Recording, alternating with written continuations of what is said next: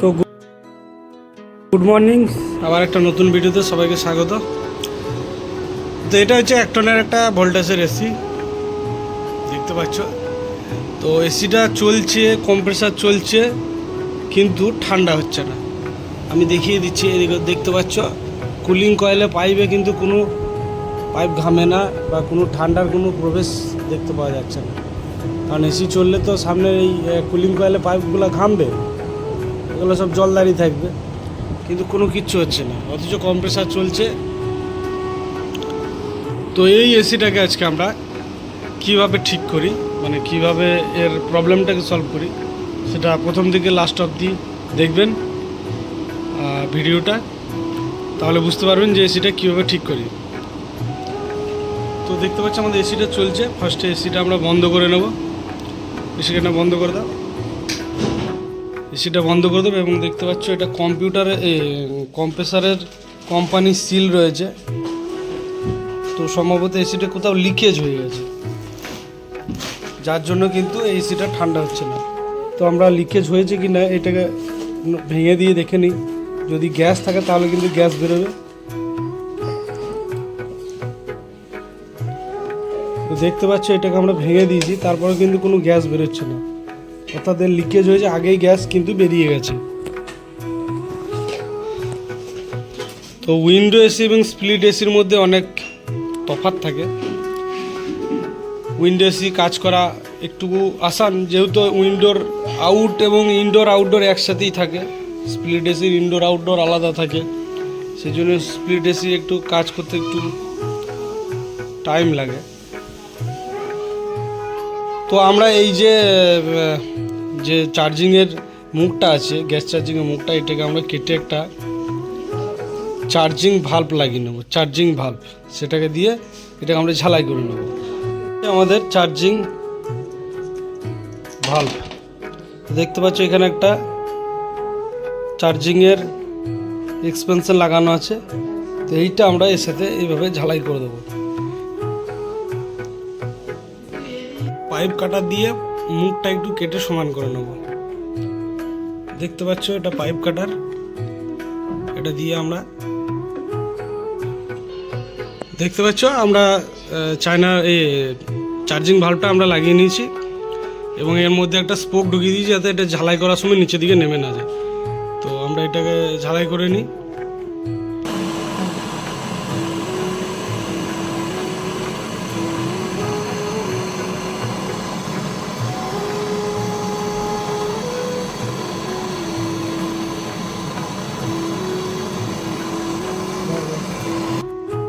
ঝালাই হয়ে গেছে, এবার আমরা জল দিয়ে এটাকে ঠান্ডা করে নিই, কারণ এখন গরম হয়ে আছে। তো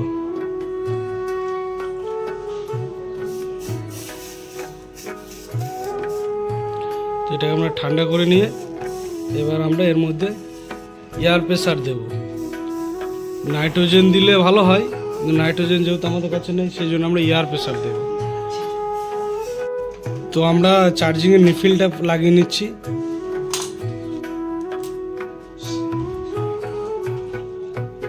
তো এবার আমরা এয়ার প্রেসার দেওয়ার জন্য আমরা পাইপ রেডি করছি।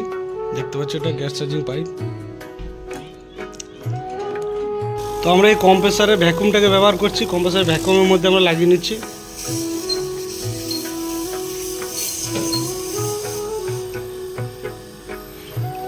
কম্প্রেসারের ভ্যাকুমটাকে আমরা ব্যবহার করছি। দেখতে পাচ্ছ এই পাইপের মাধ্যমে এখানে আমাদের এয়ার প্রেসারটা আসছে। তো আমরা এর 250 অবধি এর প্রেসার দেবো, 250 অবধি দেবো। মোটামুটি 400 অবধি প্রেসার দেওয়া যায়। তো 250-300 অবধি দিলে বোঝা যাবে কোথায় লিক আছে।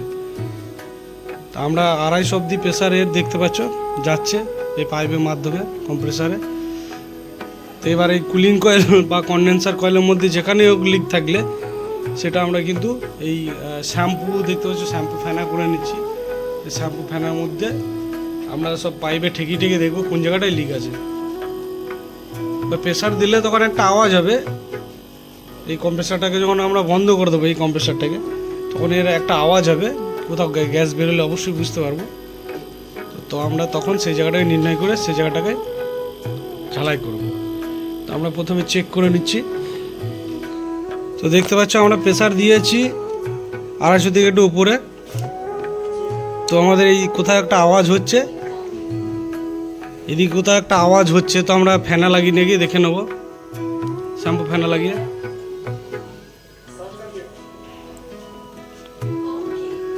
না আমাদের মুখে কিন্তু বেরোচ্ছে না, দেখতে পাচ্ছ এই জায়গাটা বেরোচ্ছে না। আমরা টোটাল পাইপ সব কিছু লাগিয়ে দেখে নেবো কোথায় লিকটা আছে। ফ্যানা লাগাও, ফ্যানা লাগাও।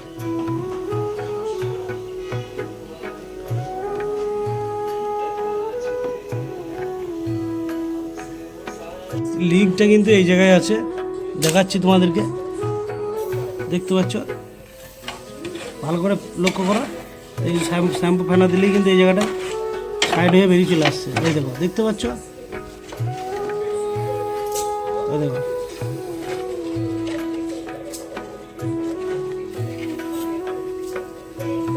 এই জায়গাটা আমাদের লিক আছে, এই জায়গাটায় ফেনা হচ্ছে, এটা ফেনা দিলে এটা উড়ে চলে আসে, তাই এই জায়গাটা আমাদের লিক আছে।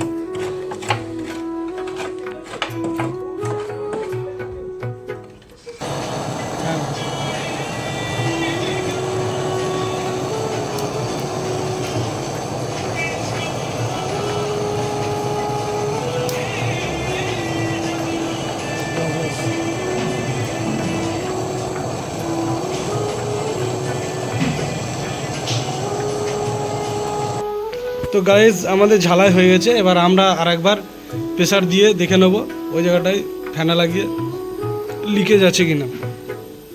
তো আমরা প্রেসার দেখতে পাচ্ছি একটু একটু করে উঠছে। তো ফাইনালি আমরা প্রেসারটাকে দিয়ে গ্যাস এয়ার প্রেসারটাকে দিয়ে লক করে দিয়েছি। এবার এখানটা একবার চেক করে নিচ্ছি।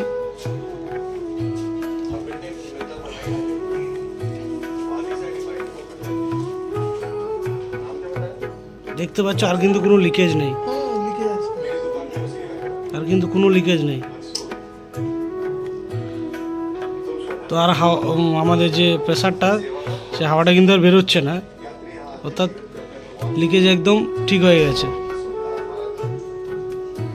আমরা এয়ার প্রেসার দেওয়ার পরে অনেকক্ষণ চেক করে, মানে একটা গ্যাসকে লক করে তারপরে দেখলাম, মানে প্রেসারটাকে লক করে যে কোথাও আরও লিক আছে কিনা। প্রায় আধ ঘন্টার মধ্যে দেখা হয়ে গেছে। তো আমাদের লিকেজ নেই, যেখানটায় আমরা গ্যাস লক করেছিলাম সেখানেই আছে।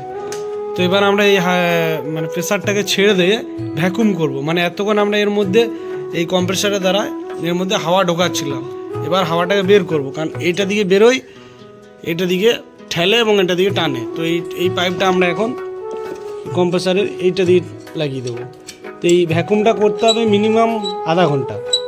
1 টন এসির ক্ষেত্রে আধা ঘন্টা ভ্যাকুম করলে খুবই ভালো হয়, এবং 1.5 টন বা 2 টন এসির ক্ষেত্রে 40-45 মিনিট 50 মিনিট অবধি ভ্যাকুম করা দরকার। কারণ ভ্যাকুমটা যত ভালো হবে এসিটা কিন্তু তত গ্যাসটা সার্কুলেশন ভালো হবে এবং ঠান্ডা খুবই ভালো হবে। তো কম্প্রেসারটা চালাও। তো আমরা এই দেখতে পাচ্ছ এতক্ষণ এয়ার প্রেসারের মধ্যে ঠেলছিলাম, এবার এয়ার প্রেসারটা আমরা টানছি। দেখতে পাচ্ছ এই যে কাঁটাটা মোটামুটি জিরোতে চলে আসবে। আমরা আধা ঘন্টা এখন এইভাবেই ভ্যাকুমটা করে নেব। এর মধ্যে যত গ্যাস মানে হাওয়া থাকবে সমস্ত হাওয়া বের করে দেবে এই কম্প্রেসারের মাধ্যমে। তো এটা বেরিয়ে যাওয়ার পরে তারপরে কিন্তু আমরা গ্যাস চার্জ করব। ফাইনালি বন্ধুরা আমরা গ্যাসটা চেক করে নিচ্ছি একবার। দেখতে পাচ্ছ 65 থেকে একটু বেশি আছে। তো গ্যাস ঠিকই আছে, গ্যাসে কোনো প্রবলেম নেই, এসেও সুন্দর চলছে। এবং অ্যাম্পিয়ারটা আমরা একবার দেখে নিই, অ্যাম্পিয়ারটা একবার যদি দেখে নিই 4.5 মানে 4.52 এখানেও এরকম হচ্ছে, অর্থাৎ অ্যাম্পিয়ারও ঠিক আছে। তো আমরা এই গ্যাস চার্জিংয়ে যে আমরা পাইপটা লাগিয়েছিলাম এটাকে খুলে দেবো।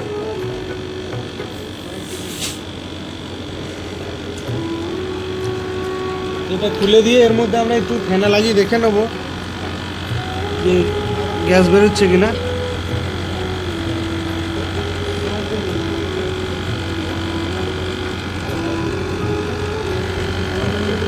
তো দেখতে পাচ্ছ গ্যাস কিন্তু বেরোচ্ছে না, গ্যাস বেরোলে কিন্তু এখানে ভুটভুটি কাটতো, তো গ্যাস বেরোচ্ছে না। তো এর টুপিটা আমরা লাগিয়ে নিচ্ছি, কারণ এর মধ্যে ময়লা টয়লা পড়ে জাম হয়ে যেতে পারে পরবর্তীকালে। তো এসি আমাদের রেডি। তো ভিডিওটা কেমন লাগলো অবশ্যই জানিও, আর যদি কোনো কোশ্চেন থাকে অবশ্যই কমেন্ট করে জানাবে। তো আজকে ভিডিও এই পর্যন্তই, দেখা হচ্ছে নেক্সট ভিডিওতে।